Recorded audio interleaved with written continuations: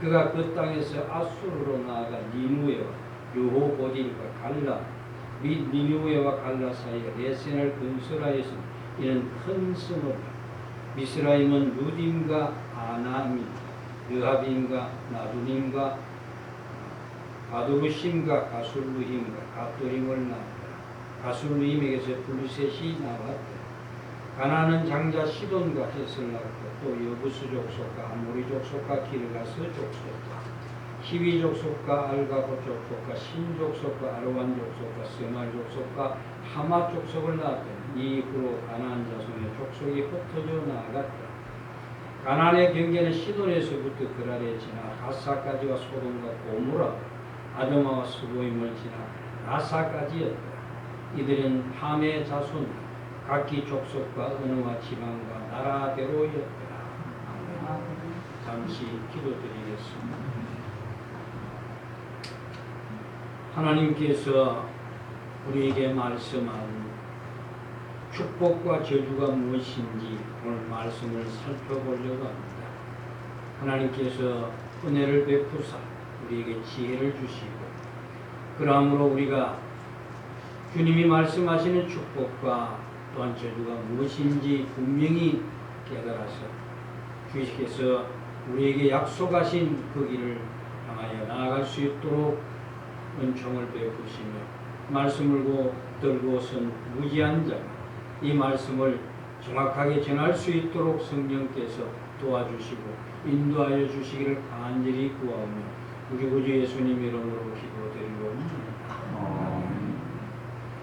사실 오늘 설교 제목을 축복과 저주라는 이름으로 제목으로 말씀을 드리려고 하다가 한 사람에게 초점을 맞추는 게 좋겠다 싶어서 가나안에 대한 저주라 이렇게 제목을 지었습니다. 사실은 우리는 축복에 대해서 관심이 참 많이 가지고 있습니다. 그래서 하나님께 우리는 축복을 많이 구하기도 하죠. 오늘 말씀을 통해서 과연 성경이 말하고 있는 축복과 저주가 뭘 말하고 있는지 우리가 좀 확실하게 좀 선을 그었으면 좋겠습니다. 창세기 9장은 다음의 말씀으로 끝을 맺고 있습니다. 9장 28절 29절을 보시면은 홍수 후에 노아가 350년을 지내었고 향년 950세에 죽었더라라고 말합니다. 요약해서 말씀을 드리자면은 창세기 9장에서 우리가 보았던 것은 셈과 그리고 그의 자손들이 하나님으로부터 특별한 축복을 받게 되었다는 사실입니다. 더구나 야벳과 그의 자손들이 또한 축복을 크게 창대하게 된다는 것이 축복의 내용입니다. 반면에 알다시피 함에 대해서는 그의 아들 중 한 명인 가나안에 관한 이야기 외에는 특별한 언급한 인물이 거의 없습니다. 그 후 창세기 10장에 와서 그 다음에 이제 족보들이 쭉 나옵니다. 셈과 함과 야벳의 족보에 관해서 좀 더 상세하게 기록이 되어 있습니다. 사실 그들은 홍수 후에 땅의 모든 거민들이 조상이 되었다라고 합니다. 또 창세기 10장은 이들 외에도 다른 두 사람에게 대해서 따로 기록한 인물이 나오는데 그것이 누군가 하면은 오늘 보신 니므롯과 벨렛이라는 인물입니다. 왜 이 인물은 따로 그렇게 기록하고 있는가? 또 더구나 니므롯에 대해서는 좀 더 자세하게 그가 땅을 차지한 것과 그가 어떤 인물이라는 것까지 좀 더 기록해 놓음으로써 다른 사람들보다 이렇게 돋보이게 말하고 있을까? 왜 니므롯과 벨렉이 특별한가? 물론 벨렉은 지금 나중에 20장 넘어에서 나오는데 그때야 비로소 땅이 나뉘었더라라고 벨렉의 이름을 기준으로 나누지만은 이 니므롯은 많은 능력을 가지고 힘을 가지고 있는 그런 자였습니다. 이들을 살펴보기 전에 우리 족보에 대해서 한번 생각해 보십시다. 우리나라 사람들이 되게 처음 서로 만나서 통성명을 하는데 성씨가 같으면은 무엇부터 따집니까? 족보부터 따지지. 우리 가문에는 공자를 중간자로 써서 이렇게 조카는 이렇게 바뀌고 상자로 바뀌고 이런 식으로 해가지고 촌수를 따집니다. 그래가지고 촌수를 세우시. 아, 따지고 보니까 당신이 내 조카 되네. 그때부터 이제 아대비가 되지. 그래서 그 가문에 보면은 특히나 이제 그 출세한 인물, 이제 옛날에 이제 출세한 인물들에 대해서 아주 자세하게 기록해 놓습니다. 왜 그렇습니까? 그런 사람이 많을수록 그 가문의 자랑이 되기 때문에 그렇습니다. 그러나 성경에 기록한 족보는 그것 때문에 기록하는 것이 아닙니다. 그것은 언약의 계보를 밝혀주기 위해서 족보를 기록하고 있습니다. 10장에서도 세 아들의 족보가 등장하는데 그들은 노아의 아들 셈과 함과 야벳에 관한 족보입니다. 그럼 이 세 아들의 족보를 우리가 살펴보기 전에 먼저 염두에 두어야 하는 것은 우리가 9장에서 살펴보았던 내용입니다. 9장의 내용을 요약하면은 노아가 포도주를 한 잔 취해가지고 옷을 벗고 자게 되고 그 하체를 본 함이 두 형제에 와서 이야기를 합니다. 그러나 그 이야기가 말씀드렸듯이 조용히 섞인 그런 이야기였죠. 그러자 셈과 야벳이 어떻게 합니까? 자기들이 겉옷을 들고 뒷걸음쳐 들어가서 아비의 하체를 보지 않으려고 그래서 듣고는 바로 그 길로 바로 나옵니다. 그래서 이 노아가 날 잠이 깨고 난 뒤에 그 수치스러운 그 이야기를 듣고 그 조롱한 함을 저주하고 대신 아비의 하체를 보지 않으려고 덮어주었던 셈과 야벳을 축복을 합니다. 그런데 우리가 대부분 사람들이 생각하는 축복이 어떤 것입니까? 당연히 셈과 야벳은 축복을 받은 사람답게 유명한 가문으로 은성해야 합니다. 반면에 함은 저주를 받았으니까 그 상대적으로 쇠약하고 몰락한 그런 가정으로 등장해야 하는 것이 우리가 알고 있는 축복과 저주에 대한 이해입니다. 반면에 노아에게 저주를 받은 함은 형제 중에 종들의 종이 되라 했는데도 불구하고 종들의 종이 되었습니다. 여러분 이 저주를 그대로 시행된다면 함의 후손은 저주를 받은 대로 셈과 그 야벳의 종로를 하며 살아야 합니다. 그러니까 결국 그 삶이 비참할 수밖에 없는 그런 삶이 되어야 맞습니다. 그것이 우리가 알고 있는 저주받은 자의 참된 모습이 있거든요. 그리고 하나님은 아벳을 창자의 가시를 구했으므로 아벳의 가문은 당연하게 번성해야 되지요. 그런데 족보를 통해 드러난 것을 한번 가만히 살펴보시면 그러지 못합니다. 왜 그런가 하면 8절에 보시면은 그 함의 후손 중에 용사인 니무렛이 등장하는데 이 니무렛은 용사라 그럽니다. 그러니까 니무렛 첫 용사로 등장해서 여호와 앞에 용감한 사냥꾼이 되었고 오죽하면은 아문은 여호와 앞에 니무롯같이 용감한 사냥꾼이다라는 이런 속담까지 생길 정도로 아주 소문이 난 그런 유명한 사람이 되었습니다. 그럼 저주받은 함의 후손 중에 세상이 원하는 그런 영웅이 나타난 겁니다. 그리고 니무롯의 나라는 10절, 12절을 다시 보시면은 그의 나라는 신할 땅의 바벨과 에렉과 악기과 갈렛에 시작되었으며 그가 그 땅에서 아수르로 나가 니누에와 르호보디가 갈라와 및 니누에와 갈라 사이에 레센을 건설하지 이런 큰 성읍이다. 여러분 여기서 말하는 지역을 한번 생각해 니누에 얼마나 큽니까? 바벨은 또 적습니다. 그런 큰 땅을 차지한 아주 부강한 그런 나라를 건설하고 큰 성읍까지 만들었다고 할 정도로 복을 받은 겁니다. 이것은 우리가 생각하는 복입니다. 그런데 여러분 성경을 보신 것 같이 니므롯 이후에도 저주를 받은 함의 계보를 물려받은 인물들 중에 쭉 나오면 그 함의 저주를 누가 물려받는 가나안이 물려받습니다. 가나안이 그 저주를 물려받는데 이 가나안의 후손에서 누가 나온 블루셋도 나오고 시돈과 헷과 여부서 아모리와 기르가스 족속 등으로 가나안 땅에 정착했던 그 거주민들의 족속들의 이름이 나옵니다.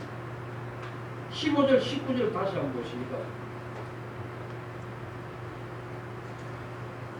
여부스 족속과 아모리 족속과 기르가스 족속과 히비 족속과 알가 족속과 신 족속과 아로안 족속과 스말 족속과 하마 족속을 낳았더니 이후로 가나안 족 자손의 족속이 흩어져 나가더라. 가나안의 경우는 시돈의 숨끝 그라를 지나 가사까지 소름과 고무로 아드마와 스고임을 지나 가사까지였더라. 여기 보시면은 이들이 얼마나 많은 땅을 지금 차지하고 있습니다. 세상 사람들이 바라는 번영이 이런 것 아닙니까? 넓은 땅을 차지. 그 당시에 넓은 땅을 차지했다는 것은 권세가 그만큼 있고 힘이 세다는 이야기 아닙니까? 이게 저주받은 자의 지금 모습입니다. 인간이 가지고 있는 가치관으로 볼 때에 이 함의 후손인 가나안이야말로 저주를 받은 자의 모습을 떼어야 되는데 우리 눈에 비치는 것은 저주받은 모습이 아니고 축복을 받은 모습으로 비추어지는 이유가 도대체 뭘까요? 그러면 직접 축복을 받은 셈과 함, 야벳은 어떨까요? 저주받은 가나안과는 정도가 달라야 될 겁니다. 가나안이 이 정도로 축복을 받았다고 한다면은 축복을 받은 셈과 야벳은 어떻게 돼야 됩니까? 비교도 안 될 만큼 더 넓은 땅을 차지하고 더 권세를 누려야 맞습니다. 하지만 10장에 보시면은 야벳과 셈의 조건, 과연 이것이 축복을 받은 가문인가 할 정도로 너무나 빈약합니다. 그리고 성경에 보면 이 이후에 야벳이라는 이름이 별로 나오지 않습니다. 단지 야벳에 나오는 그 역대상에 가면은 이스라엘 백성들의 그 족보를 따져 올라갈 때 그때 잠시 거론되는 게 역대상 1장 4절 5절에 보면은 노아와 셈, 함과 야벳은 조상들, 야벳의 자손은 고멜과 마고과 마대와 야왕과 두발과 메섹, 디라스요 여기밖에 없습니다. 다른 데서는 야벳에 대한 이름이 전혀 없습니다. 그리고 본문에서 말하는 그 10장 1절에서 5절까지 몇 사람만 언급하고 있을 뿐입니다. 5절 한번 보세요. 뭐라고 하냐. 이들로부터 여러 나라 백성으로 나뉘어 각기 언어와 종족과 나라대로 바닷가의 땅에 머물렀더라. 이 2절부터 내려오는 그 야벳의 후손들이 결국 어디 가서 머무나? 별로 몇 사람 안 됩니다. 지금 이걸 보고 야 정말 이 축복을 받았는가? 그지 뭐 몰락한 한 가문을 대하는 것처럼 초라하기 참 거지없는 그런 가문으로 비추어집니다. 그래도 21절부터 언급하는 셈의 후손들을 보면 조금은 나아 보이지만은 그것도 야벳에 비하면 낫다고 할 수 있지 함에 비하면 빈약하기 짝이 없습니다. 셈과 야벳의 가문에서 니브롯과 같은 영웅도 등장하지 않았고 니브롯같이 큰 성읍을 이루었다는 말도 전혀 없습니다.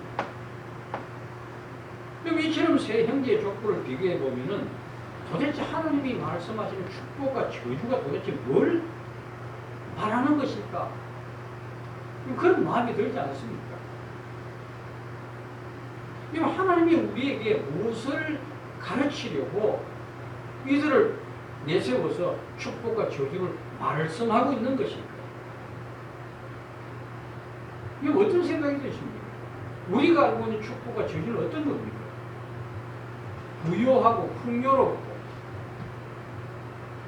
여하튼 남들과 비교해서 모든 것이 넉넉하고 누리고 마음껏 살 수 있는 그것이 축복 아닙니까? 여러분 이런 가치관을 가지고 있는 우리들에게 지금 여기서 말하는 축복과 저주는 전혀 다른 것으로 흘러가는 이유가 도대체 뭘까요? 그것은 우리가 알고 있는 축복, 저주와 하나님은 우리에게 말씀하시는 축복과 저주가 전혀 질적으로 다르다는 것을 말씀해 주시려고 이 인물들을 내세웁니다. 니므롯은 힘으로 세상을 정복한다. 그럼 이것은 뭡니까? 저주 아래 속한 자였다고 한다면 힘의 번성이 축복이 아니라는 것입니다.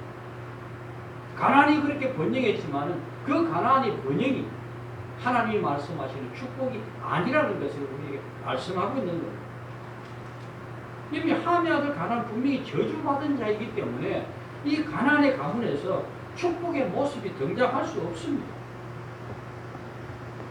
그러므로 함의 후손이 어떤 번영과 성공과 세상의 모든 것을 정복을 이루었다고 할지라도 그것을 축복으로 간주할 수 없습니다. 무엇의 기준에서? 하나님의 기준에서도. 여러분, 가나안의 후손들이 어디 삽니까? 팔레스타인에 삽니다. 팔레스타인은 풍요로운 땅입니다. 그래서 이 팔레스타인 지역을 성경에 다른 말로 가나안이라고 그러는데, 이 가나안에 대해서 하나님 뭐라고 말씀하시는가 하면은 출애굽기 3장에 보시면은 그 어떤 이야기가 그 모세가 떨기 나무 가운데에서 하나님의 부르심을 받고 그 앞에 서게 되지. 그 서게 될 그때 하나님께서 모세에게 말씀하십니다. 8절에 보면 내가 내려가서 그들을 애굽인의 손에 건져내고 그들을 그 땅에서 인도하여 아름답고 광대한 땅, 젖과 꿀이 흐르는 땅, 곧 가나안 족속, 헷 족속, 아모리 족속, 브리스 족속, 히위 족속, 여부스 족속의 지방이 데려가리라 하노라.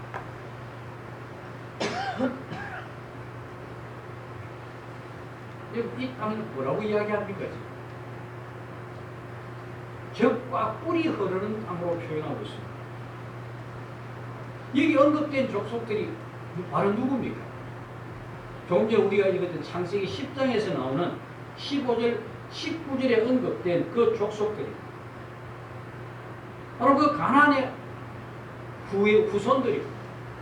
이 가나안의 후손들은 도덕적으로 완전히 타락한 족속들입니다. 이들 중 가장 대표적인 족속이 아모리 족속입니다. 이런 하나님께서 아브라함에게 약속을 주실 때 하나님께서 그 후손들에게 뭐라고 약속하시는가 하면은 이 창세기 15장 한번 보세요. 15장 16절 보시면은 뭐라고 이야기하는가 하면 내 자손은 4대 만에 이 땅으로 돌아오려니 이는 아모리 족속의 죄악이 아직 가득 차지 아니함이니라 하시더라. 이 말씀은 지금 하나님이 계획하신 미래에 이 가나안 땅에 살고 있는 이 사악한 후손들이 멸절될 것이라는 사실을 말씀합니다. 그리고 가나안의 후손들은 또한 폐역한 땅인 소돔과 고모라에 살았죠. 소돔과 고모라가 어떻게 됩니까? 하나님의 심판에 멸망합니다. 여기에 대한 기록을 한번 찾아보고 넘어가십시오. 19장입니다. 한번 찾아보세요. 창세기 19장 24절 25절 이거 한번 읽어보세요. 뭐라고 하나 같이 한번 읽어보십시오. 여호와께서 하늘 곧 여호와께로부터 유황과 꿀을 소돔과 고모라에 비같이 내리사 그 성들과 온들과 성에 거주한 모든 백성 땅에 난 다 엎어 멸하시다. 이 사실을 우리가 비추어 보실 때 과연 이들이 우리 눈에 축복을 받은 것 같이 보였다 할지라도 결국은 이들의 끝은 어떻습니까? 멸망해버립니다.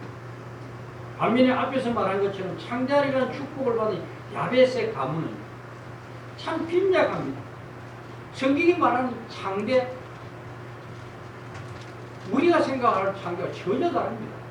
창자를 했지만은 축복이 뭐 세상에 번성하는 것이 아니라는 사실을 우리들에게 보여줍니다.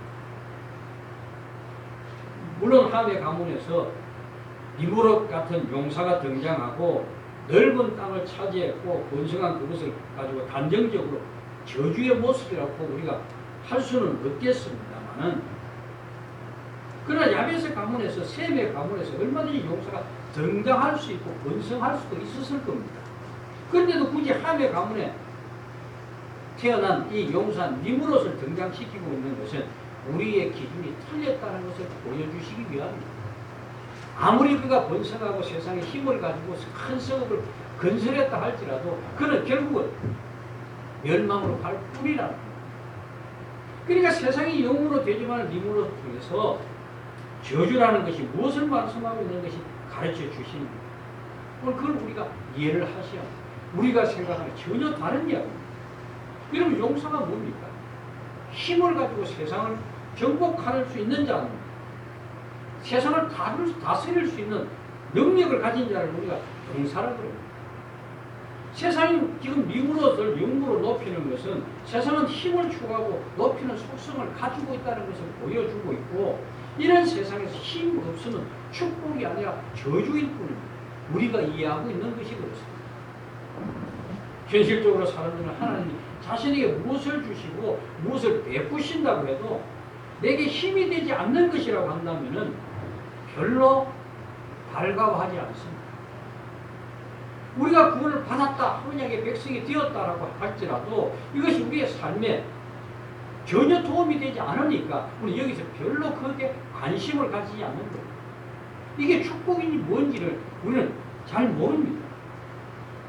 그럴 바에 차라리 축복이라 그러면 우리에게도 뭔가 많은 것을, 세상에서 힘을 발휘할 수 있는 것을 주시면 우리 축복이라고 알겠지만 그러지 못합니다. 모든 것을 포기하라고 그래요. 세상을 따라가지 말라고 그래요.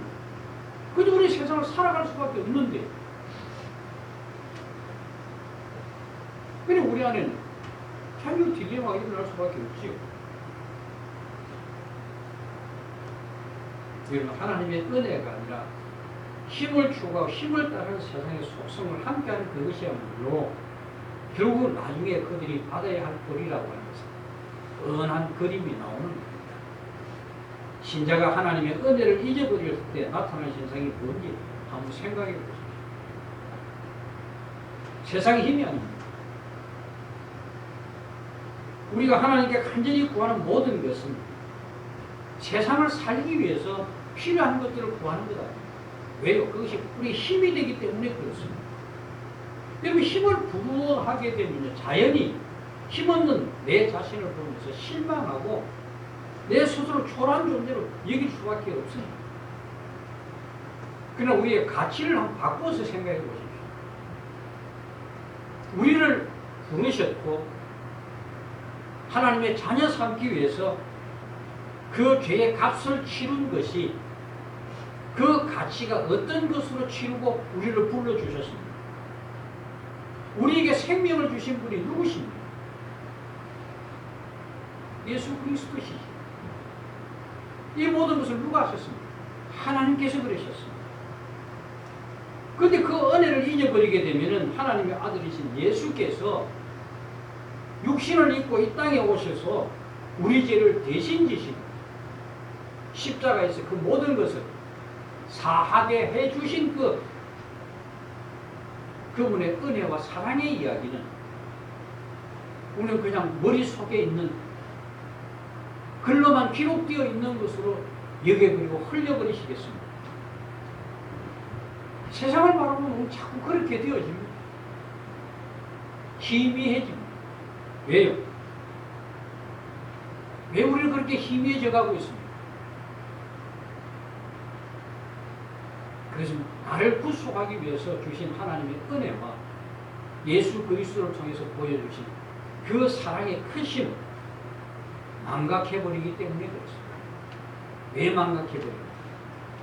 그래서 우리의 삶에 전혀 도움이 되지 않기 때문에 그렇습니다. 이 모든 이런 제가 말씀을 드리는 것은 인생을 현실만 보고 끝을 보지 못하기 때문에 그렇습니다.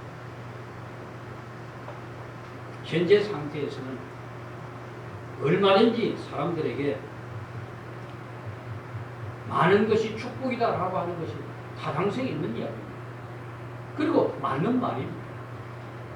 하지만 하나님을 신앙하는 우리로서는 이런 분명하게 세상에 끝이 있음을 생각해야 합니다. 그때 받게 될 심판에서 용사가 가진 힘은 아무런 도움이 되지 않습니다. 세상의 부요함과 큰 성읍이 아무런 도움이 되지 않습니다.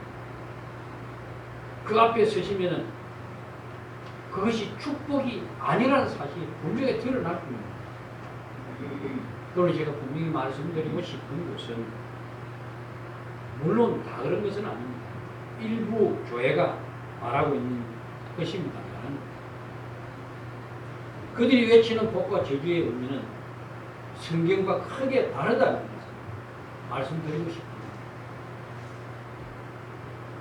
왜곡해서 전하고 있는 그 말을 여러분 너무 현혹되지 마시기 바랍니다. 그래서 그리스도 한몸된 교회라면은 하나님의 말씀 안에서 세상의 끝을 바라보고 세상이 추구하는 것과 다른 참된 축복과 저주가 뭔지를 분명히 전해야 하는 것이 교회의 목회자가 해야 할 일입니다. 비록 외형적으로 볼 때는 함의 가문이 번성했고 그 가문 속에 니무롯과 같은 용사들이 등장합니다마는 그러나 그들의 모든 삶은 하나님과 단절되었고 그들이 가야 하는 길은 멸망으로 가는 길밖에 없었습니다.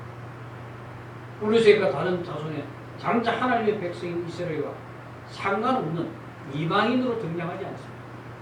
그리고 그들은 하나님을 알지 못한 대로 영원한 저주 속에 떨어질 수밖에 없는 것이 그 함의 가문, 그 가나안이 받은 그 저주의 결과입니다.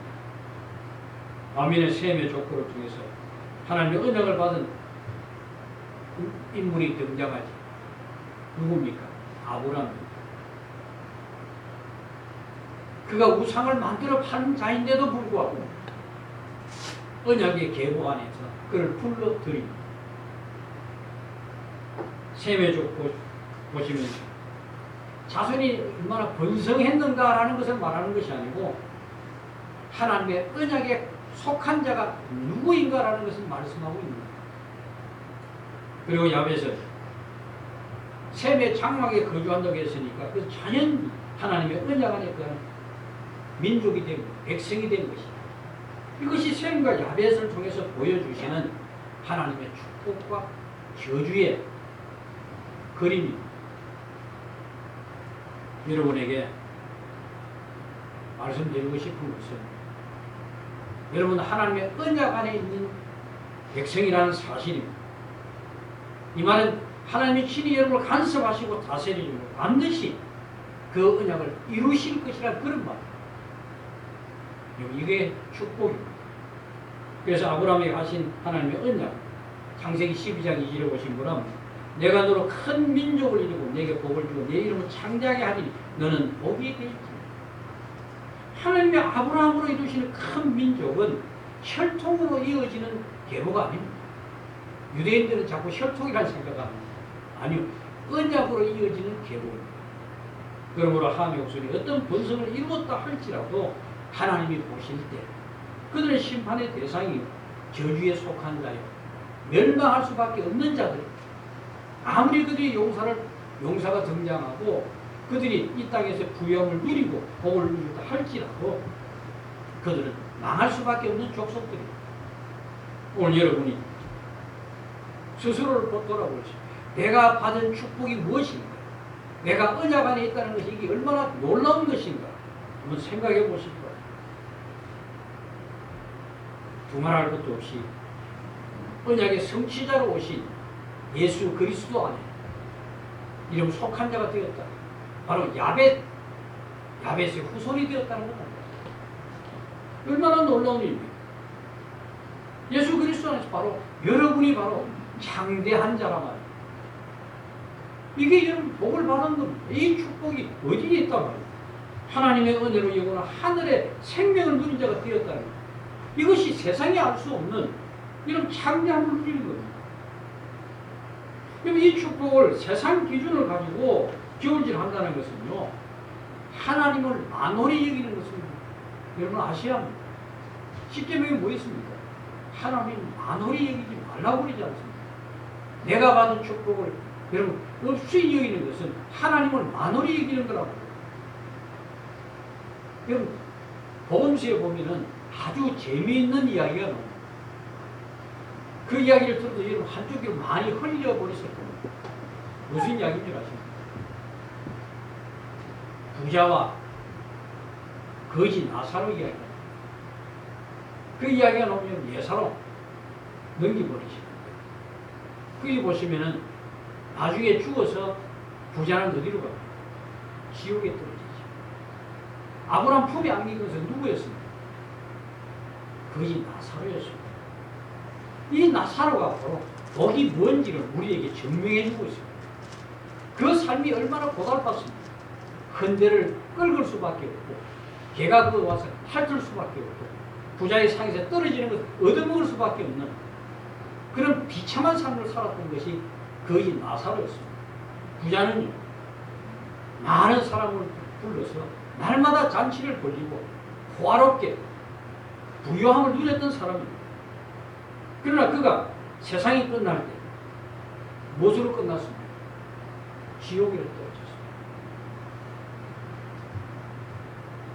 우리는 거지 나사로와 같은 삶을 살기를 싫어합니다. 부자 그와 같이 살기를 원합니다. 그리고 마지막은 거지 나사로와 같이 되기를 원합니다. 그런 것은 없습니다. 세상의 것을 가지지 말라는 이야기가 아닙니다. 거기다 목적을 두지 마시라는, 거기다 목표를 두지 마시라는 거예요. 운동선수가 시합에 나가서 제일 조심해야 할 것은 긴장입니다. 특히나 이제 몸으로 서로 부딪히고 싸우는 레슬링 같은 것이, 유도 같은 것이, 태권도 같은 것, 바로 그런 것 운동이 그렇습니다. 긴장을 하면요, 근육이 뭉쳐져 잘 움직여지지 않습니다. 긴장을 풀어야 부드럽게 움직여요. 세상에서 여러분 부요함에다가 매이게 되면 우리는 긴장할 수밖에 없어요. 우리 영혼이 긴장되게 돼요. 그럼 모든 것이 잘 안 됩니다. 이것은 하나님께 맡기는 것이 우리 영혼의 긴장을 푸는 방법입니다. 그분이 하시는 대로 모든 것이 인도하시는 대로 모든 것을 감사함으로 받으시면 여러분이 하시는 모든 일이 잘 풀려 나갈 겁니다.